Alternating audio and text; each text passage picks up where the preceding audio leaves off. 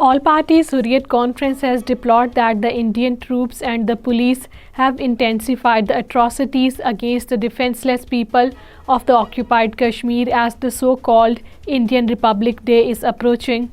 According to Kashmir Media Service, the APHC in a statement in Srinagar said that the checking of vehicles, the frisking of commuters and pedestrians and the house raids by the Indian Army, paramilitary and the police personnel have witnessed an alarming increase as India's Republic Day is drawing nearer.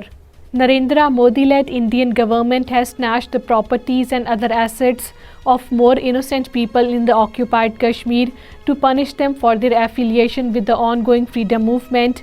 According to Kashmir Media Service, in its fresh move, the Modi regime has seized 7 immovable assets and the bank accounts worth rupees 5 crore belonging to Hurriyat leaders and activists.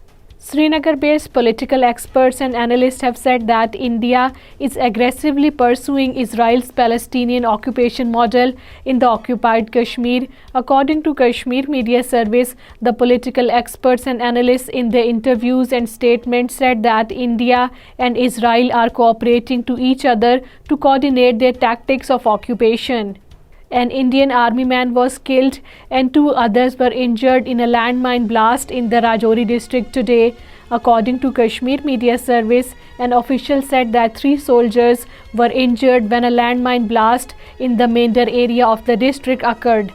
Narendra Modi-led Indian government is hell-bent to hang illegally detained Kashmiri leader Mohammad Yasin Malik for political gains in the upcoming general elections in India. According to Kashmir Media Service, the Jammu and Kashmir Liberation Front chairman Mohammad Yasin Malik, who was awarded life sentence in a false case, is presently lodged in New Delhi's Tihar jail.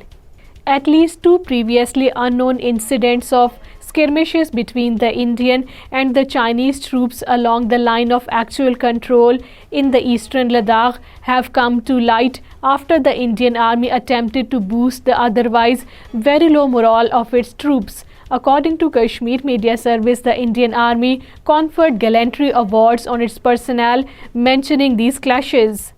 The posters pasted in occupied Kashmir have said that January 26, the Indian Republic Day, will be observed as a black day in the occupied territory. According to Kashmir Media Service, Hurriyat organizations through posters displayed in Srinagar and other areas said that the oppressed people of occupied Kashmir will tell the world that India's so-called Republic Day is in fact a blot on the face of its democracy and secularism.